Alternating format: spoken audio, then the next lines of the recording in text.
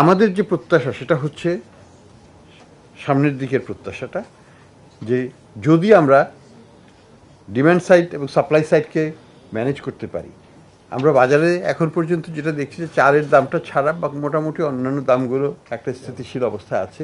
চালের দামের ব্যাপারে আমরা বলবো যে চালের দামটা কেন বাড়ছে এই ভরা মৌসুমে এবং রেকর্ড উৎপাদন হওয়ার পরেও, এটা এখনও আনএক্সপ্লেইনড ফ্যাক্টর। এখানে একটা ফ্যাক্টর যেটা আমরা মনে করি, অনেকেই মনে করেন আমার সাথেও, সেটা হচ্ছে যে যারা চাল উৎপাদনকারী কৃষকরাই, যারা একটু অবস্থাপন্ন কৃষক, তারা কিন্তু চাল ধরে রেখেছেন তাদের গুদামে, নিজের নিজের বাড়িতেই, এবং এই চালগুলো আসবে বাজারে। কাজে আমরা প্রত্যাশা করছি যে চালের দাম যেটুকু বেড়েছে হয়তো আর বাড়বে না। তারপরেও সরকার একটু সাবধানমূলক অবস্থা আছে। সরকার অলরেডি 4 লক্ষ টন চাল আমদানির ব্যবস্থা ঘোষণা দিয়ে দিয়েছে।